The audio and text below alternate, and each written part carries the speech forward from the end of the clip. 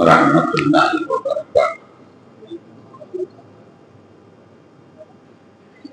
نحمده ونصلي على رسوله الكريم. أما بعد، وقد قال الله تعالى في كلامه الكريم والفرقان المجيد: أعوذ بالله من الشيطان الرجيم. بسم الله الرحمن الرحيم. اهبطوا بعضكم لبعض عدو. صدق الله مولانا العلي العظيم. اللهم صل على سيدنا محمد شمس الأنبياء وبدر المرسلين وخاتم الأولياء واختصار المتقين تاج الأمة شفيع المذنبين شفيعي يوم القيامة يا الله يا هادي.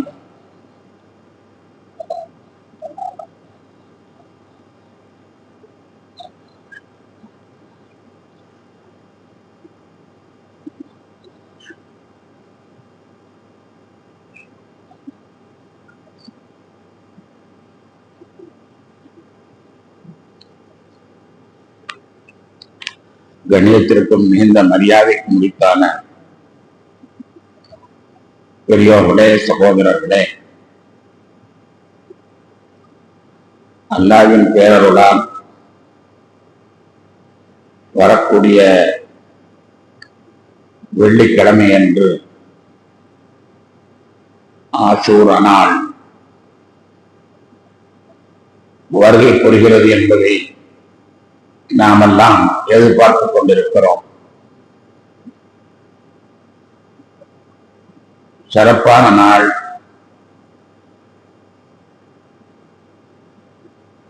உலகத்திலே மிகப்பெரிய மாற்றங்களை ஏற்படுத்திய பல நிகழ்வுகள் அந்த இரவிலே நடந்திருக்கிறது. ஒரே இரவிலே இத்தகைய நிகழ்வுகள் நடந்த வேறு எந்த நாடும் கிடையாது. இந்த ஒரு நாளிலே ஆச்சரியமான பல மாற்றங்கள் நடந்திருக்கிறது. அது என்ன என்ன என்று கேட்டால், வருடா வருடம் நாம் அதை சொல்லி சொல்லி ஆடியன்ஸ்களே அதை சொல்லி விடுவார்கள். அந்த அளவுக்கு இங்கே என்னென்ன நிகழ்ச்சி நடந்தது என்பது எல்லோருக்குமே தெரியும். ஆஷூரா நாளிலே என்ன நடந்தது? ஆதம் அலைஹிஸ்ஸலாத்தை அல்லாஹ் படைத்தான். அவர்களுடைய பாவ மன்னிப்பு ஏற்றுக்கொள்ளப்பட்டது. இத்ரீஸ் அலைஹிஸ்ஸலாம் அவர்கள் வானலோகத்திற்கு சென்றார்கள். நூஹ் அலைஹிஸ்ஸலாம் அவர்கள் பெரிய சுனாமி, உலகத்தையே அழிக்கக்கூடிய சுனாமியிலே சிக்கி ஜூமி என்ற மலையிலே அவர்கள் ஒதுங்கினார்கள். இப்ராஹிம் அலைஹிஸ்ஸலாம் நம்ரூத் என்பவனால் நெருப்பில் தூக்கப்படப்பட்டு அதிலிருந்து உயிர்பெற்றெடுத்து மொழியில் வந்தார்கள். தாவூத் அலைஹிஸ்ஸலாம் அவர்கள் அவசர கோலத்திலே செய்துவிட்ட ஒரு தவறுக்கு அல்லாஹ்விடத்திலிருந்து மன்னிப்பு கிடைத்தது. சையதுனா சுலைமான் அலைஹிஸ்ஸலாம் அவர்களுக்கு இடையிலே ஆட்சி பறிபோகி ஜின்னு அவர்களுடைய ஆட்சியை பறித்து அந்த ஆட்சி திரும்ப கிடைத்த நாள் சுலைமான் அலைஹிஸ்ஸலாம் அவர்களுக்கு. அய்யூப் அலைஹிஸ்ஸலாம் அவர்களுக்கு 7 வருடங்களாக அவர்கள் பட்ட கொடுமையான நோய் விலகியது. மூசா அலைஹிஸ்ஸலாம் அவர்களுக்கு ஃபிரௌன் என்ற கொடுங்கோலன் அந்த 12 லட்சம் பேர்களையும் கடலிலே மூழ்கடித்து அந்த கொடுங்கோரிடமிருந்து வெற்றி பெற்ற நாள் யூனுஸ் அலைஹிஸ்ஸலாத்து வஸ்ஸலாம் அவர்கள் கடலிலே மீன் விழுங்கப்பட்டு மீன் வயிற்றுக்குள் இருந்து இறைவனிடத்தில் நம்பிக்கை கேட்டு திரும்பவும் மீன் அவர்களை கட்டி அவர்களுக்கு மீண்டும் வாழ்க்கையை கொடுக்கிறார். அந்த நாள் சையதுனா ஈசா அலைஹிஸ்ஸலாம் அவர்கள் 12 எதிரிகளால் துரத்து வரப்பட்டு ஒரு குகையில் நுழைந்த பொழுது அல்லாஹ் அவர்களை அப்படியே மேலே ஏற்றிக் கொண்டு காப்பாற்றி விட்டார். இந்த நிகழ்வுகள் எல்லாம் நடந்தது என்பதை சாதாரண ஆடியன்ஸ் இடத்தில் கேட்டாலே சொல்லி விடுவார்கள். இஸ்லாமியர்கள் அனைவருக்கும் இந்த ஆஷுரா நாளில் என்ன நடந்தது என்ற கேள்விக்கு விடை தெரியும், சந்தேகம் இல்லை.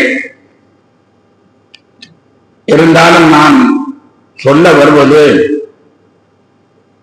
இந்த நிகழ்வுகள் எல்லாம் நமக்கு என்ன பாடத்தை தருகிறது, இந்த நிகழ்வுகள் நமக்கு தரக்கூடிய பாடம் என்ன என்பதை பற்றி சிந்திக்க வேண்டும். அல்லாஹ் ஒரு இடத்திலே சொல்வான், கிஸஸுல் அவ்வலீன இபருல் ஆகிரீன், முன்னோர்களுடைய சரித்திரங்கள் பின்னோருக்கு பாடம் என்று சொல்லுவான். அதுபோன்று இந்த சரித்திரத்திலிருந்து நாம் என்ன பாடங்களை பெறுகிறோம் என்பதை ஒரு கணம் நாம் சிந்தித்து பார்க்க கடன்பட்டிருக்கிறோம். கண்ணியத்திற்குரியவர்களே, தரக்கூடிய பாடம் என்ன தெரியுமா? நாம் பொதுநல சேவைகளிலே ஈடுபடும் பொழுது கடுமையான எதிர்ப்பை உணர்கிறோமே ஏன்? பொதுநல சேவைகளில் இருப்போருக்கெல்லாம் எதிர்ப்பு அதிகமாக இருக்கிறது. நல்லதுதானே செய்கிறோம், அதற்கேன் எதிர்ப்பு என்றால் நினைத்தோமே, ஆனால் நல்லது செய்பவர்களுக்குத்தான் எதிர்ப்பு கடுமையாக இருக்கிறது. ஏன் அப்படி இருக்கிறது? இந்த 10 நிகழ்வுகளிலேயும் எல்லாமே எதிரிடமிருந்து விடுதலைக்கலாம். எவ்வளவு பெரிய எதிரிகளையும் அவர்கள் அதிலிருந்து அவர்கள் சந்தித்திருக்கிறார்கள். இந்த பெரிய மனிதர்களுக்கெல்லாம் ஏன் இவ்வளவு பெரிய எதிர்ப்பு வந்தது? நாம் நல்ல காரியம் செய்யும் பொழுது நமக்கு ஏன் எதிர்ப்பு என்று சிந்தித்து பார்ப்போமே, ஆனால் இந்த நாள் நமக்கு ஒரு சரித்திர பாடமாக அமையும் என்பதற்கு சந்தேகமே இல்லை.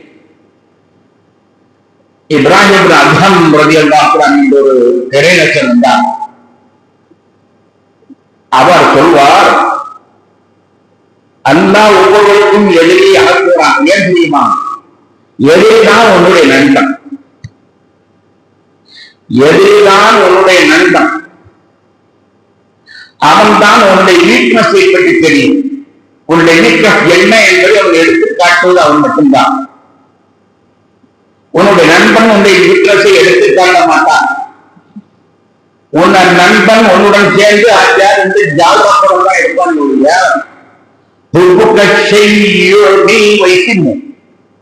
ஒரு பொருளை நேசிப்பது பிரியத்தை உண்டாக்கும். எனவே தவறுகளை காணாமல் செய்துவிடும். தவறுகளை கண்ணால் பார்க்கவும் மாட்டான், தவறுகளை காதால் கேட்கவும் மாட்டான். அவன் குருடனாகவும் அவனை செவ்வனமாய்க்கும் பிரியம். எனவே பிரியமான நண்பன் உன்னிடத்தில் உள்ள வீக்னஸை அவன் சொல்ல மாட்டான். உன்னுடைய வீக்னஸ் தெரியுமானால் அதிலிருந்து நீ கீழ வேண்டுமையானால், அந்த வீக்னஸில் உன்னை திருத்திக் கொள்ள வேண்டுமையானால் அதற்கு உனக்கு பாடம் தெரிவித்தருவது யார் தெரியுமா? இது. எனவே எதிரிதான் உன்னுடைய நண்பன். எதிரி இல்லையானால் நீ எந்த காரியத்தையும் சுறுசுறுப்பாக முன்ஜாக்கிரதையாக திட்டமிட்டு செய்ய முடியாது. அவன் சொல்லுவானே, அவன் சொல்லுவானே என்ற முன்ஜாக்கிரதை உலகத்துக்கு ஏற்படுத்த வேண்டுமானால் அதுக்கு எதிர் வேண்டும். அதனால்தான் அல்லாஹ் தஆலா நல்ல மனிதர்களை அவர் கட்டளை இருக்கும். எவ்வளவு நல்ல மனிதர்களாக இருக்கிறார்களோ அவ்வளவு விடுதலைகளை அல்லாஹ் காட்டுகிறார். இந்த வரலாற்றை பார்த்தீர்களால் மூசா அலைஹிஸ்ஸலாம் அவர்களுக்கு கிடைத்த எதிரி சாதாரண எதிரியா? ஈசா அலைஹிஸ்ஸலாம் அவர்களை கொண்ட முயற்சித்தது சாதாரண எதிரியா? எவ்வளவு பெரிய எதிரிகளை அவர் நல்லவர்கள், சத்தியத்திற்காக உயிரை கொடுத்து போராடக்கூடியவர்கள்.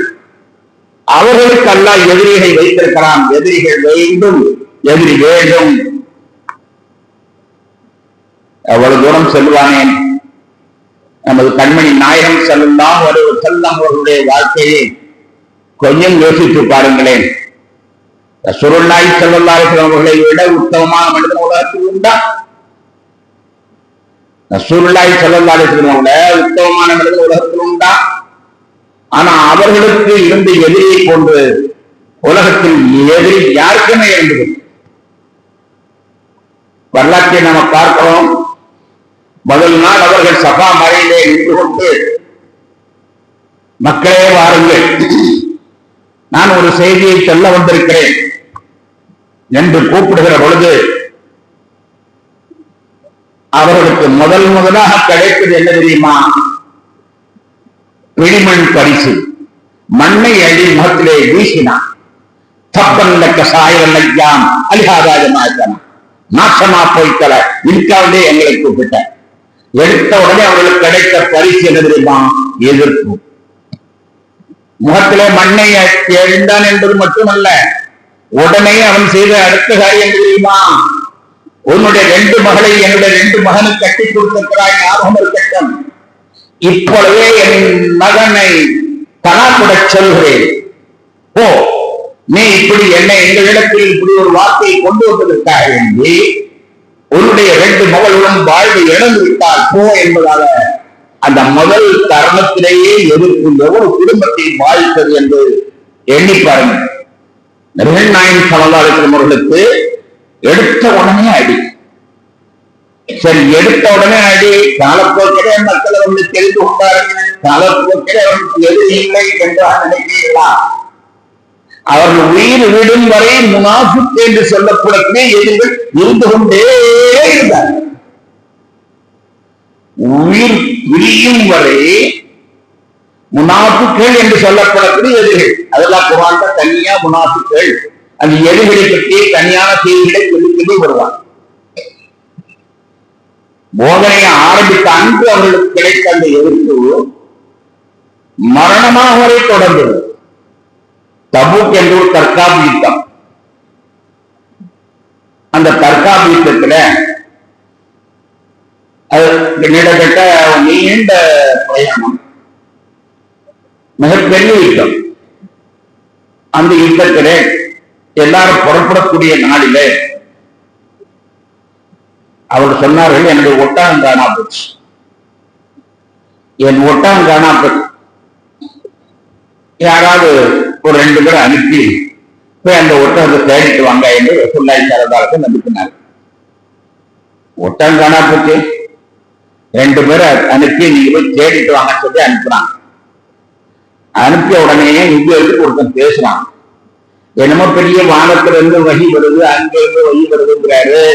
அவர் ஒட்டகம் நிற்கிறது தெரியல.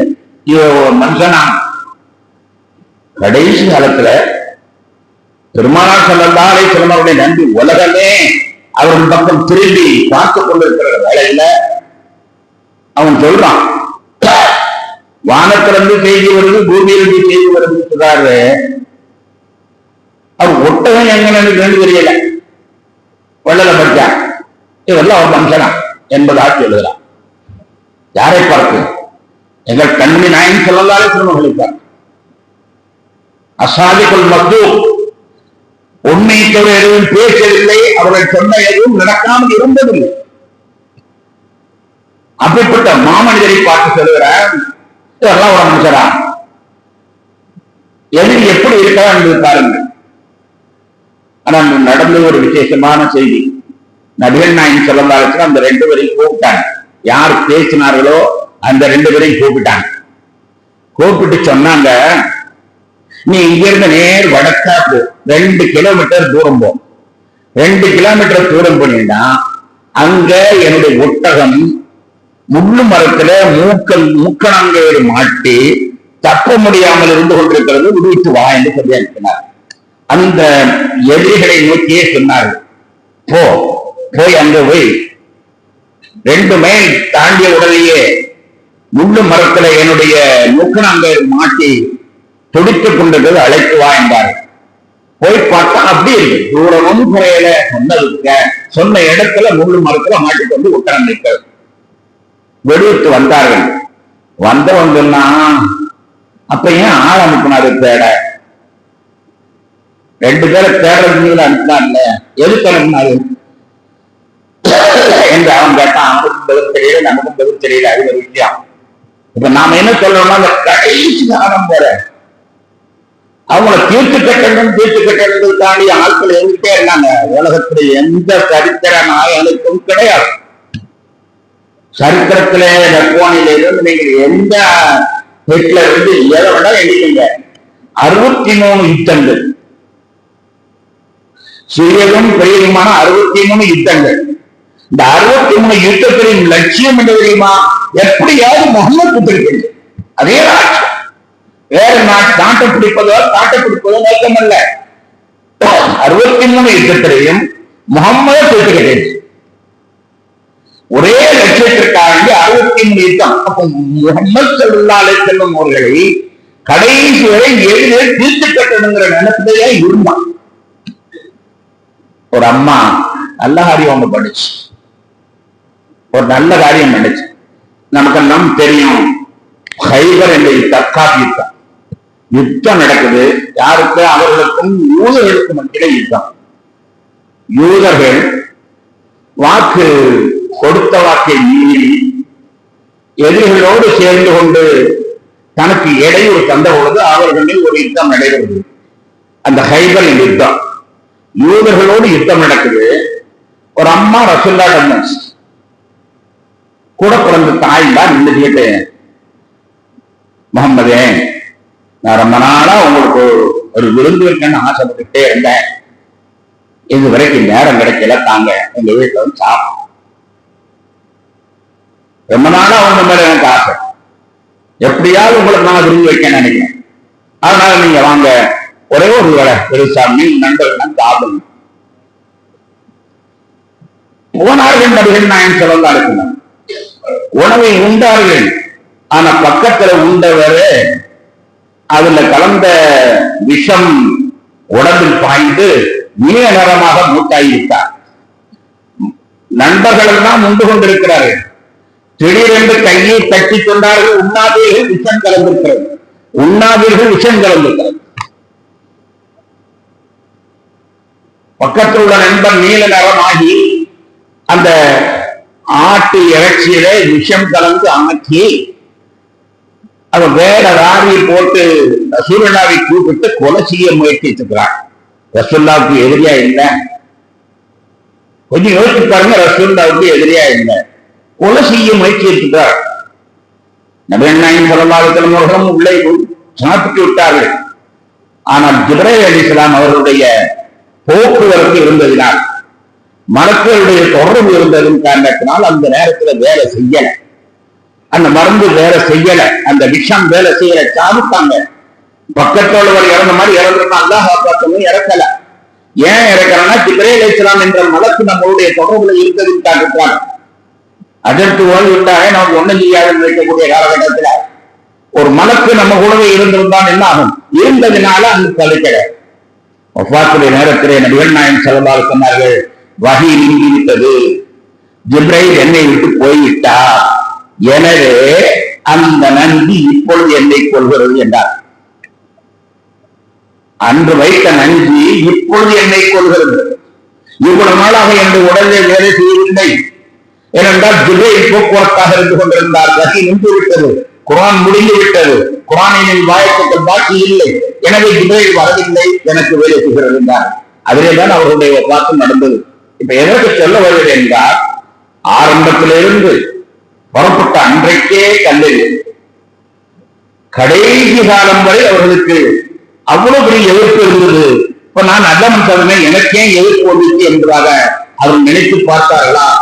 கண்ணியத்திற்குரிய பெருமக்களே, அதைத்தான் ஒரு திருவள்ளுவர் சொல்லுவார், சமயத்துல திருவள்ளுவர் சில வார்த்தைகளை சொல்லுவாரு, அது ரசூலுல்லாஹ்வே புகழ்ந்த மாதிரி இருக்கும். பெயர் கண்டும் நஞ்சுண்டு ஆணிவர் நயத்தகு நாகரிகம் வேண்டுவார். அவர் சொல்றார், பெயர் கண்டும் நஞ்சுண்டு ஆணிவர் நயத்தகு நாகரிகம் வேண்டுவார். நல்ல நாகரிகம் உள்ளவங்க நஞ்சு கொடுத்தாலும் சாப்பிடுவாங்க. யார சொல்றாரு? உலகத்துல எவன் கேட்கான்? உலகத்துல எவன் அப்படி செஞ்சிருக்கான்? நஞ்சு கொடுத்து சாப்பிட்டது யாருங்க? வரலாற்றை புரட்டி புரட்டி புரட்டி பாருங்கள். வள்ளுவர் யாரை சொன்னார் என்றால் கண்மணி நாயன் செல்லப்பாறை தான் சொல்லுவார். சில சமயத்துல வள்ளுவருடைய வார்த்தையை பார்த்த ரொம்ப சந்தோஷமா இருக்கும். தோன்றிலா புகழுடன் தோன்றுக அக்கில்லா தோன்றின் தோன்றாமை நன்றி என்பான். தோன்றுனா புகழோடு வேணும், இல்லையாட்ட தோன்றாமல் இருப்பது நல்லது இருந்தாங்க. அது யாருக்கு ரசூலுல்லாஹி ஸல்லல்லாஹு அலைஹி வஸல்லம் அவர்களை தாண்டிடுறாங்க. ஏன்னா பிறக்கும் போதே புகழோடு பிறக்கிறாங்க. மற்ற எந்த நடிகர்களும் புகழோடு பிறக்கல.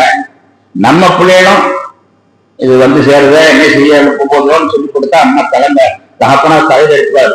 அவளுக்கும் அம்மாவுக்கு வேண்டா பிள்ளை கொடுத்து ஆசையா இருப்பான்.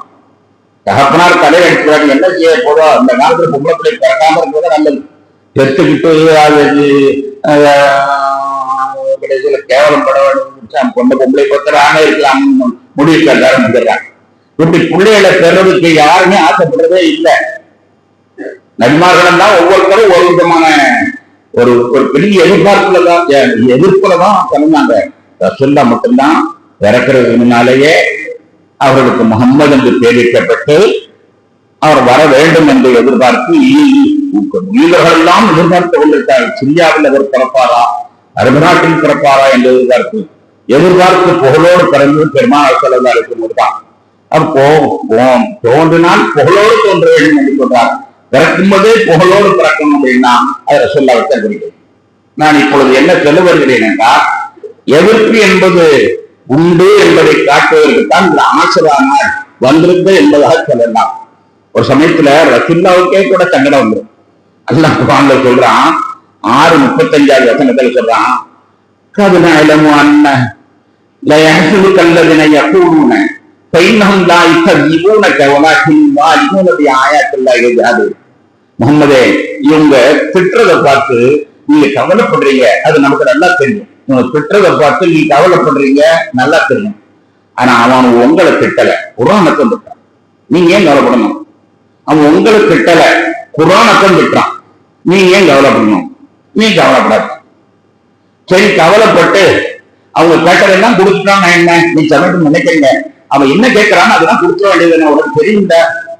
மேல வானத்திலிருந்து ஒரு தங்க மாலை விழணுங்கிறான், விழ வச்சுறேன், ஒன்னால முடியாத ஒன்னா நீ செஞ்சுட்டா என்ன அப்படின்னு நீ சொல்லுவது எனக்கு புரியுது. வளர்த்தது வெயிலுக்கான கபூர் அடைக்க ஏறாதும் தொட்டாட்டான் தத்தகை நதுக்கும் பின்னாடி அவர் சொல்லணும் திஷ்டமாய் பத்தாக்கி இந்திய ஆயத்தி. அவன் கேட்காதுன்னா முன்னமான ஒரு பெரிய மலையே இறக்கணும், ஒரு பெரிய மலையிலே இறக்கணும், பெரிய தங்க மலை இறக்கணும், அது எதுன்னு சொல்றதெல்லாம் செஞ்சுட்டா என்ன நினைக்கிற? நீ நாடுனா பூமிக்குள்ள பொந்துக்குள்ள போ, அல்லது நீ நாடுனா வானத்துல ராக்கெட் மாதிரி பறந்து அவங்க கேட்டதெல்லாம் கொடு பார்க்கலாம் என்று அல்லாஹ் தஆலா கோவத்துல சொன்னான். எல்லாம் அவங்க இடம் கொடுத்தானே, நீ குடி பாடாப்படுத்துறாங்க, எங்க பாடாப்படுத்தாங்க, அவங்க கேட்டதெல்லாம் கொடுக்குறாங்க, நீ கேட்டதெல்லாம் நீ கொடுக்க முடியாதுன்னு சொல்லி என்னை கொண்டு கேட்கறீங்க. ஒன்றைக்கும் வேண்டாம், கொண்டு போ, நீ பூமியினுடைய ஆழ்வகுப்பிற்கு போ. அல்லாஹ் ரசூலுல்லாஹ் கேட்கிறான், நீ நாடினால் பூமியை தொடைத்து கொண்டு செல், அது வானத்தின் மேலே நீ சென்று அவன் கேட்டதை நான் கொடுத்தது. அப்போ திருப்தி போடுறாங்க பார்ப்போம். அல்லாஹ் தஆலா எவ்வளவு பெரிய எதிர்ப்பை ரசூலுல்லாஹி ஸல்லல்லாஹு அலைஹி வஸல்லம் அவர்கள் சம்பாதித்தார்கள் என்பதை பார்க்க வேண்டும். ஆரம்பத்துல நான் சொல்ல பண்ணி இப்ராஹிம் அதுகம் ஒரு அரசர், அவர் தான் சொன்னாரு, எப்பா எதிரி உன்னுடைய நண்பன், எதிரிதான் உன்னுடைய வீட்டில சக்தி திரைவான், அதனால எதிரிதான் உன்னை திருத்துறான், எதிரிதான் உன்னை சிறுசுப்படுத்துகிறான். அதை கொண்டுதான் நான் என்னுடைய பயானை ஆரம்பித்தேன். அவர் சொல்லுவாரு, என்னையை திருத்தினது ஒரு எதிரிதான்றார். இப்ராஹிம் அதுகம் ஒரு பெரிய நாட்டினுடைய அரசர், பெரிய நாட்டுடைய அரசர். அவர் தன்னுடைய கதையை சொல்றார், நான் ஒரு நாள் படுக்கைக்கு போனேன், படுக்க விரிப்பு, மலர் விரிப்பு, அரசனுடைய விரிப்பு எப்படி இருக்கும் என்பது தெரிந்தால் மலரை விரிக்கக்கூடிய அந்த அடிமைகள் மலரை விரித்தாள். மலர் எதிர்களாக அவருக்கு போட்டு விரிக்க திடீர்னு அவளுக்கு ஒரு ஆசை வந்துச்சு, நம்ம படுத்து பார்த்தால் என்ன என்று அவ படுத்துட்டான். ஒரு 5 நிமிஷம் அவ படுத்துட்டா, அசந்துட்டான். அந்த பார்த்து மன்னர் போறார். நிலைமை எப்படி இருக்கும்? நான் போனேன், அந்த படுத்துங்கிறான். உடனே எனக்கு கோவம் வந்துச்சு. ஷாட்டை எடுத்து விழா வாரி அவளை பிச்சு எடுத்தேன். அரசனுடைய மஞ்சத்திலே ஒரு பெண்ணு படுக்கிறாள், விளக்கார பெண்ணு படுக்கிறாங்க, எவ்வளவு கோவம். பிச்சு எடுக்கிறேன், ஷாட்டையால பிச்சு எடுத்தேன். பிச்சு எடுக்கணும் சிரிச்சுக்கிட்டு சொன்னா, ஒரு 5 நிமிஷம் படுத்ததுக்கு இவ்வளவு அடிண்டா, காலம்லாம் படுத்தவருக்கு எவ்வளவு அடி இருக்கும் அப்படின்னு ஒரு வார்த்தையை சொன்னான். எதிரி, என்னுடைய எதிரி, நான் அடிச்சு கொள்றேன். அவ சொல்றா, 1 நிமிஷம் படுத்ததுக்கே எனக்கு இவ்வளவு அடின்னு சொன்னா, காலமெல்லாம் அந்த மஞ்சத்தில் படுக்கிறாரு, அவருக்கு எவ்வளவு அடி உழவுன்னு சொன்னான். அதோட நான் திரும்பிட்டேன், அதோட விட்டு ஓடியும் அந்த அரசாங்கத்தை விட்டே ஓடி வந்துட்டேன். என்ன ஆடு ஆட்சி, என்ன ஆட்சின்னு தெரியல. அரசாங்கம் அவங்க தேடுறாங்க, அந்த அனுசாரா காடு காடா சுத்திட்டு வர்றேங்கிறார். இதான் அர்த்தம். அழகா சொன்னார்கள், எதிரியை பயந்து நீ ஒண்ணு செய்ய முடியாது, எதிரிதான் உன்னுடைய நண்பன் என்று அவர் அற்புதமாக சொல்லி காட்டுகிறார். கண்ணியத்திற்குரியவர்களே, பெரிய செய்தி என்ன செய்தி தெரியுமா? அல்லாஹ்வுத்தாலா நம்மளை எல்லாம் பூமிக்கு அனுப்பினான். அல்லாஹ்வுத்தாலா நம்மளை எல்லாம் இந்த பூமிக்கு அனுப்பினான். எல்லாருக்கும் தெரிஞ்ச செய்தி தான். ஆதம் அலைஹிஸ்ஸலாம், ஹவ்வா அலைஹிஸ்ஸலாம் ஒரு சின்ன தவறு பண்ணிட்டாங்க, அதனால அவரோட பூமிக்கு அனுப்பினான். அவங்களுக்கு எடுத்தது யாரும் இபிலீஸ். அதுவும் நமக்கு தெரியும். எல்லாருமே நீங்க பூமிக்கு வாங்கடா, நீங்க பூமிக்கு வானத்துக்கு வராதுன்னு சொல்லி விரட்டுறான். விரட்டும் போது என்ன சொல்லி வாழ்த்து சொல்லி அனுப்பினா தெரியுமா? அல்லாஹ் வாழ்த்து சொன்ன வாழ்த்தை கொஞ்சம் யோசிச்சு பாருங்க. நான் ஆரம்பத்தில் அதுதான் வாழ்த்தேன். அவன் சொன்ன வாழ்த்து என்ன? போங்கப்பா, போய் ஒருத்தருக்கு ஒருத்தர் சண்டை போட்டு வாழுங்கப்பா. நல்லா வாயில சொன்ன வார்த்தை தெரியுமா? பூமிக்கு போ, ஒருத்தருக்கு ஒருத்தன் சண்டை விட்டே வாழும். ஒருத்தருக்கு ஒருத்தன் சண்டை விட்டே வாழுங்க. வானத்து சொல்லி அனுப்புறது அப்படி அப்படிங்கிற எழுதி எழுதுதான் நினைக்க முடியுமா?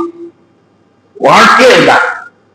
கண்ணியத்திற்குரிய பெருமக்களே, அது செஞ்சா மட்டும் பத்தாது, அது செஞ்சா மட்டும் பத்தாது, இன்னொரு காரியத்தையும் அந்த இடத்துல செய்யறான். என்ன தெரியுமா? ஒரு குழந்தை பிறக்கும் பொழுது ஒரு எதிரியை உள்ள சேர்க்கிறான். உங்களுக்கு தெரியுமா? ஒவ்வொரு குழந்தையும் பிறக்கும் பொழுது அவருடன் சைத்தானை இணைக்கப்படுகிறது. சைத்தான் யார்? ஒவ்வொரு குழந்தையும் ஏன் அழுகிறது என்றால் சைத்தானை இணைக்கப்படுகிறது, அதனால் தான் அழுகிறது என்று நபிகள் நாயகம் ஸல்லல்லாஹு அலைஹி வஸல்லம் சொல்கிறாங்க. சொன்னாங்க, மரியம் அலைஹிஸ்ஸலாத்துக்கு இணைக்கல, ஈசா அலைஹிஸ்ஸலாத்துக்கு இணைக்கல, 2 பேருக்கு தான் இணைக்கல. மற்ற எல்லாத்துக்குமே எதிரியை வச்சுதான் அல்லாஹ் உலகத்துல அனுப்புறான். ஆபரேஷன் பண்ணி உள்ள அனுப்புறான். எல்லாருக்கும் தெரியும், ஹதீஸ் தெளிவா வரும். அதனாலதான் குழந்தை அழுகிறது. இப்ப பிறக்கும் பொழுதே எதிரியை அல்லாஹ் தஆலா உள்ள வைக்கிறான், ஒரு எதிரியை வைக்கிறான். 2 பேருக்கு தான் இல்ல. அப்ப சஹாபாக்கள் கேட்டாங்க, யாரத்துல உங்களுக்குமா? ஆமா எனக்கும் தான். ஆனா என்கிட்ட வந்தவன் திரும்பிட்டான், நான் என்ன செய்ய? நான் அவனை திருப்பிட்டேன். எல்லாம் திரும்ப மாட்டாங்க, அவங்க எல்லாரும் திருந்த மாட்டாங்க. உள்ள அவங்களை தூண்டிக்கிட்டே இருப்பானே. எதிரியோடு வாழுங்கள் என்று வாழ்த்து சொல்லி இருக்கிற பொழுது எதிரியை தப்பிக்க முடியுமா? எதிரியே நம்முடைய ரத்தத்தில் ரத்தமாக ஊடுருவை செய்ய வைக்கின்ற பொழுது எதிரியை தப்பிக்க முடியுமா? இதை விட ஒரு பெரிய எதிரி தெரியுமா? நம்முடைய மனது, நம்முடைய மனசு. இந்த மனசுதான் பெரிய.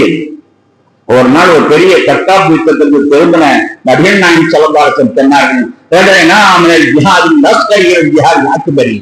சின்ன சண்டையிலிருந்து பெரிய சண்டைக்கு வந்துட்டோம்.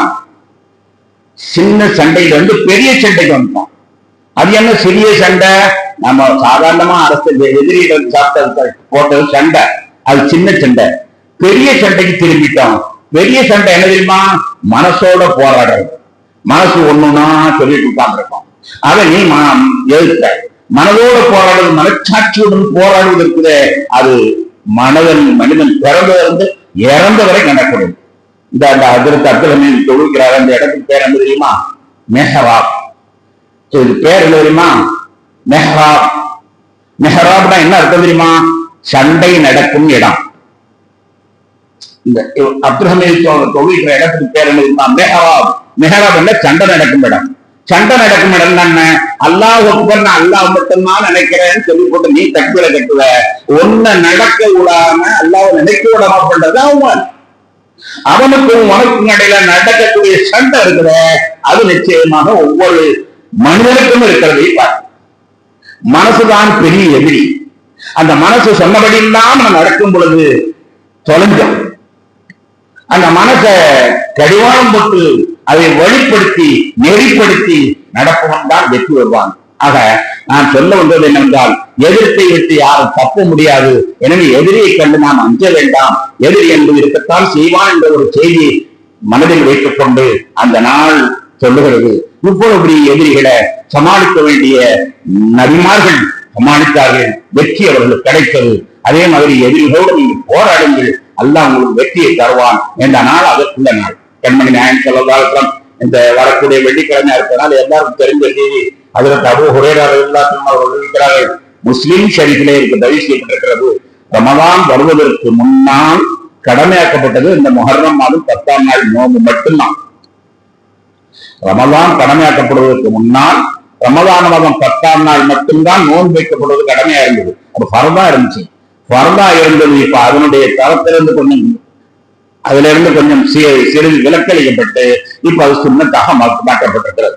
எனவே அந்த நாள் ஒரு சிறப்பான நாள். வேற எந்த நாளைக்கும் ஃபர்தா இருந்த பெருமை கிடையாது.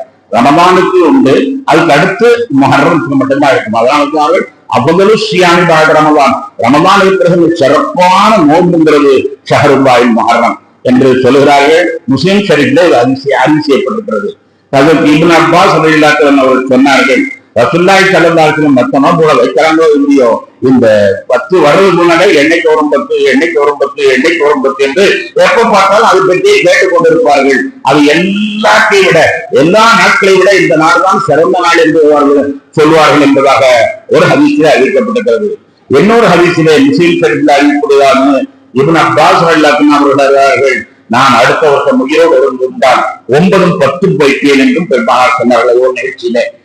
அடுத்தபட்ட நான் உயிரோடு இருந்தால் 9ம் 10ம் வைப்பேன் என்று 9ஐயும் 10ஐயும் சேர்த்து அவர்கள் சொல்லி காட்டினார்கள். எனவே அவ்வளவுப்பட்ட ஒரு சிறப்பான நாள். அந்த நாளை நாம் நோன்பிருந்து அதற்கு முன்னால் உள்ள தாசுவா என்று சொல்லப்படுகிற 9ஆம் நாளையும் ஆசுவா என்று சொல்லப்படுகிற 10ஆம் நாளை நோன்பிருந்து நாம் சிறப்பிப்போமாக. இந்த சரித்திரம் தரக்கூடிய பாடமிலிருந்து பாடம் பெற்று நாம் மகிழ்ச்சியாக ஆனந்தமாக வாழ்வுமாக அல்லாஹ் நமக்கு சிறப்பான வாழ்க்கையை தந்தர புரிவானாக. தக்கரையிலிருந்து எஸ்எஃப்எஃப் என்ற ஒரு அமைப்பு